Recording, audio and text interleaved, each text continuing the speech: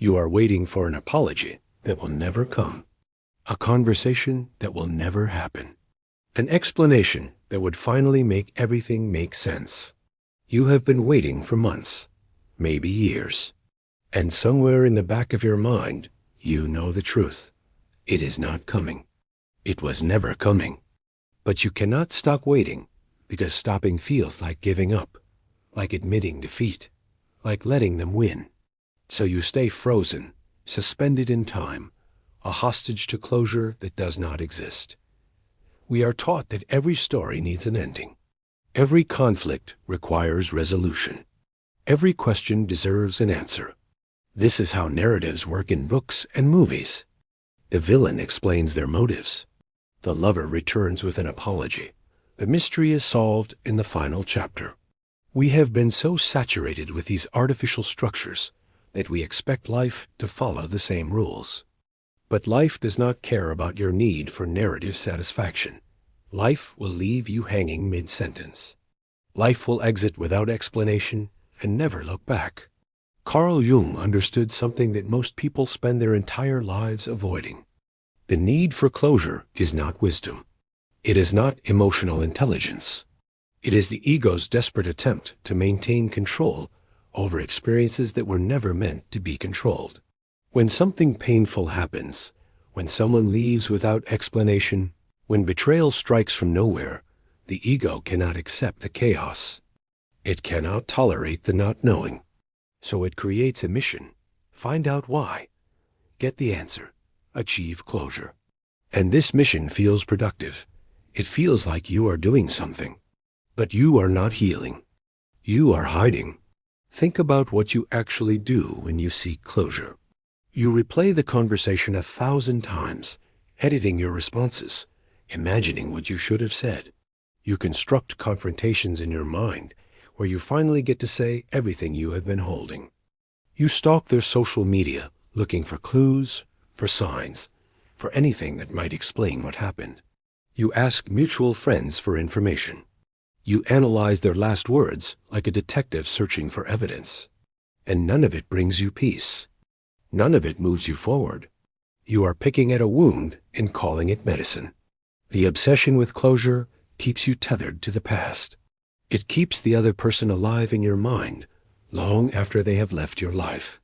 Every time you replay, every time you imagine the conversation, every time you rehearse your speech, you are inviting them back in. You are giving them real estate in your consciousness that they did not earn and do not deserve. They have moved on. They are not thinking about you. And here you are, building monuments to their memory, maintaining a relationship that only exists in your suffering. Here is the brutal truth. The closure you're seeking is not really about understanding. It is about control. If you can understand why something happened, you can prevent it from happening again. If you can get the explanation, you can file the experience away in a category that makes sense. The mind hates uncertainty. It hates loose ends. So it convinces you that the answer will bring peace. But the answer, even if you got it, would not bring peace. It would bring more questions. It would bring arguments about whether their explanation was honest. It would bring the need for deeper closure, further understanding, additional validation. The seeking has no end because the seeking is the problem. Jung saw this pattern in patient after patient. People who could not move forward because they were waiting for something external to release them. Permission to heal. Validation of their pain. Acknowledgement of wrongdoing. They had outsourced their peace to people who had no intention of providing it. They had made their recovery contingent on the cooperation of the very people who had harmed them. This is not a strategy for healing. This is a strategy for permanent imprisonment. Consider what you are really asking for when you demand closure. You are asking the universe to be fair. You are asking for cause and effect to operate according to your sense of justice. You are asking people to be consistent, to explain themselves, to honor the unwritten contracts you believed existed. But the universe is not fair. People are not consistent. And most of the contracts you thought you had were never signed by the other party. They existed only in your expectations. The need for closure often masks something deeper. A refusal to accept that some things cannot be understood. A terror of living with ambiguity. An inability to tolerate the fundamental uncertainty of human relationships. You want closure because you want certainty. And you want certainty because uncertainty feels like falling, like losing your grip, like being out of control in a world that was never under your control to begin with. Watch how the mind tortures itself with unanswered questions. Why did they leave? What did I do wrong? Did they ever really love me? Was it all a lie? These questions circle endlessly because they have no satisfying answers. Even if someone sat you down and answered each one honestly, you would find new questions. The mind seeking closure is not seeking answers. It is seeking an end to its own anxiety. And that end cannot come from outside. It can only come from within. So why are you so desperate for closure? What does this relentless need actually reveal about you? What are you really running from when you run toward understanding? There is a phenomenon in psychology called the Zeigarnik effect. It describes the mind's tendency to obsess over unfinished tasks. Incomplete experiences create psychological tension that demands resolution. This is why you can forget 100 completed conversations, but remember every word of the one that was cut short. This is why the relationship that ended cleanly fades, while the one that ended in confusion haunts you for years. Your mind is not torturing you out of cruelty. It is trying to complete something it perceives as unfinished. The problem is that some things were never meant to be finished. The Zeigarnik effect explains the mechanism, but it does not explain the desperation. Why do you need to complete it so badly? Why does the lack of closure feel like an emergency? Because your ego has convinced you that understanding equals safety. If you can figure out why something happened, you can build walls against it happening again. If you can identify the cause, you can eliminate the threat. The need for closure is really the need for control disguised as the need for understanding. And this need for control is a fantasy. You cannot prevent future pain by understanding past pain. Life will find new ways to surprise you that your analysis never predicted. Here is what most people never examine. What would closure actually look like? You imagine a conversation where the other person finally explains everything. They tell you why they left, why they lied, why they did what they did. And in your imagination, this explanation satisfies you. But would it? Run the scenario honestly. They sit across from you and say the words you think you need to hear. Now what? Do you believe them? Do you trust that they are telling the truth?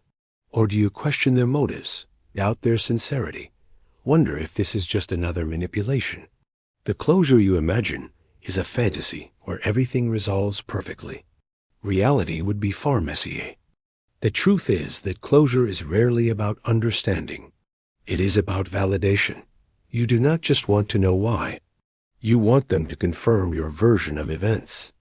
You want them to admit they were wrong. You want them to acknowledge your pain, to take responsibility, to say the words that would prove you were the good one in the story. This is why explanations so rarely satisfy. Even when you get one, if it does not validate your narrative, it feels like no explanation at all. They explain their perspective, and you reject it because it does not match yours. You are never seeking understanding. You are seeking agreement. Consider how this plays out in real situations. Someone wrongs you and offers an apology. But the apology does not feel like enough. They apologized for the wrong thing. They did not seem sincere enough. They explained their reasons, but their reasons felt like excuses. So you push for more, a deeper acknowledgement, a fuller explanation. And each time they offer something, it falls short. Not because they are withholding, but because what you actually want is impossible. You want them to feel what you felt. You want them to understand your experience from the inside. And no words can ever do that. You are chasing a form of closure that does not exist in language. The seeking itself becomes the wound. Every time you replay, You re-traumatize yourself. Every time you imagine the confrontation, you flood your nervous system with the same stress hormones as the original event. You think you are processing. You are actually re-experiencing. The mind does not distinguish between vivid imagination and reality. When you mentally rehearse the conversation for the 100th time, your body responds as if it is happening now. You have turned a past event into a present torture chamber, and you return to it voluntarily daily, believing you are working through something when you are actually deepening the groove. Jung would recognize this as a failure of integration. When something painful happens, the psyche needs to absorb the experience, extract its meaning, and incorporate it into the larger story of who you are. But the obsessive search for closure prevents integration.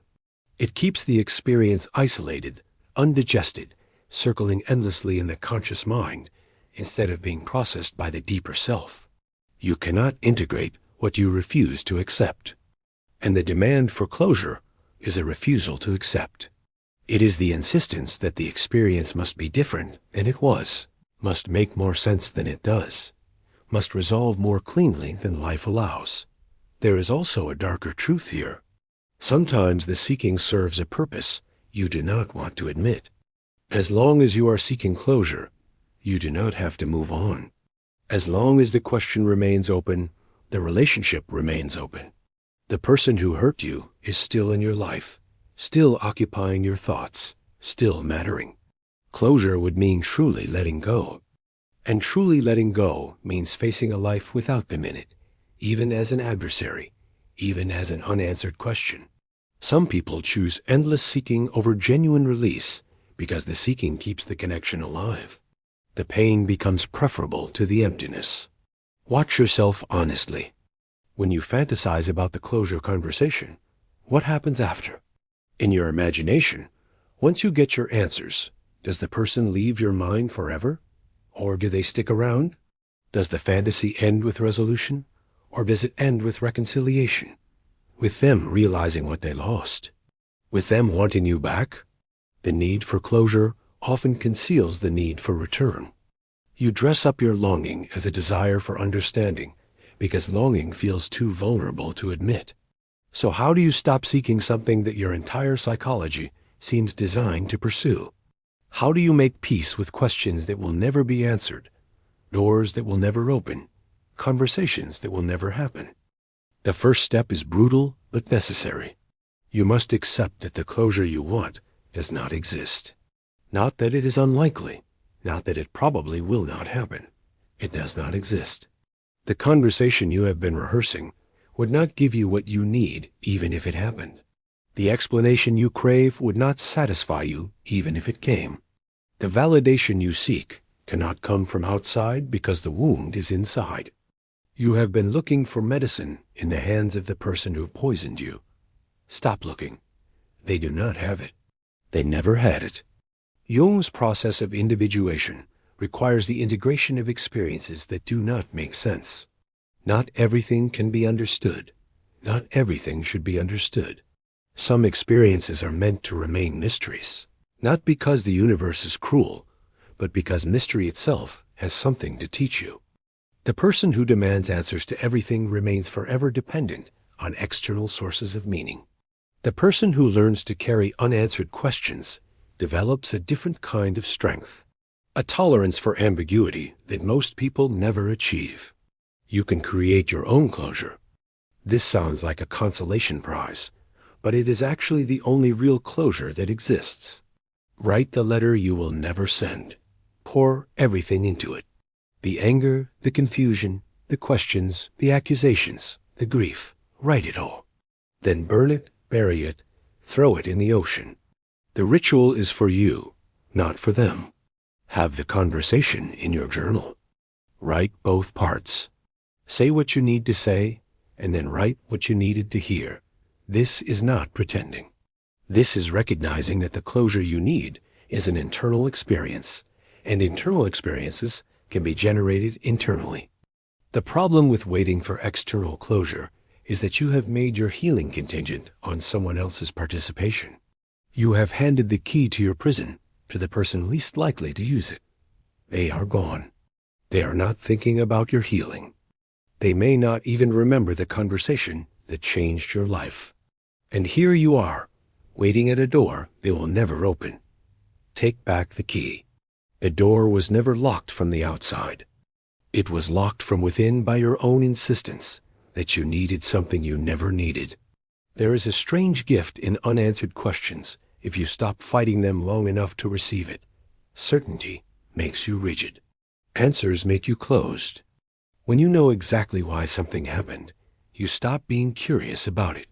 You file it away and move on, having learned only what you expected to learn. But the unanswered question keeps working on you. It keeps you humble. It keeps you open.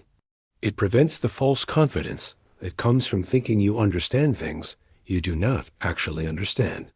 The wound that never fully closes keeps you connected to your own depth in a way that neat resolutions never could.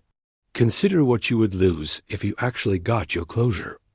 The sensitivity that came from being hurt. The wisdom that emerged from confusion. The depth that developed from sitting with uncertainty. Your unanswered questions have shaped you in ways you do not even recognize. The person you are becoming exists partly because you did not get the easy resolution. This is not toxic positivity. This is not pretending pain is secretly good. It is recognizing that transformation often comes from what we cannot resolve, not from what we can. Moving forward incomplete is not failure. It is maturity. The child believes every question has an answer. The adolescent demands that the world be fair and explicable. The adult learns to carry ambiguity without being destroyed by it. You will never understand everything that happened to you. You will never get explanations for all the cruelty, all the randomness, all the senseless losses. This is the human condition. And fighting it does not make you stronger. It makes you brittle. It keeps you perpetually waiting for a completion that will never come. You can heal without understanding. This is perhaps the most important sentence in this entire message. You do not need to know why in order to recover. You do not need their admission in order to move forward. You do not need the conversation in order to release the weight. Healing is not comprehension. Healing is integration. It is taking what happened without needing it to be different and finding a way to carry it that does not cripple you. Some people heal completely from things they never understood. Some people understand perfectly and never heal at all. Knowledge is not the variable that matters. You can forgive without explanation. Forgiveness is not a transaction where they provide reasons and you provide absolution. Forgiveness is an internal release that requires nothing from anyone else. You can forgive someone who never apologized, never acknowledged, never even knew they hurt you. Because forgiveness is not about them. It is about you refusing to carry poison in your bloodstream, hoping they will eventually feel its effects. They will not. You will. Put it down. You can release without resolution. The story does not need an ending to stop defining you. You can close a chapter yourself, without their signature, without their participation, without their permission. You are the author of your own narrative. You get to decide when something is over, not them, not the circumstances, you. And if you decide it is over, regardless of how many questions remain unanswered. The closure you have been seeking does not exist, not because the world is cruel, but because some experiences were never meant to be closed. They were meant to remain open, not as wounds that bleed forever, but as openings through which wisdom continues to enter. You have been trying to seal something that was designed to breathe. Stop sealing. Start breathing. You do not need them to explain themselves. You do not need the universe to justify itself. You do not need the answer to finally be free. The freedom was always available. It was just hidden behind your insistence that it required something you did not have. You have everything you need to move forward, right now, today, without the apology, without the conversation, without the why. What closure have you been waiting for that you could give yourself today?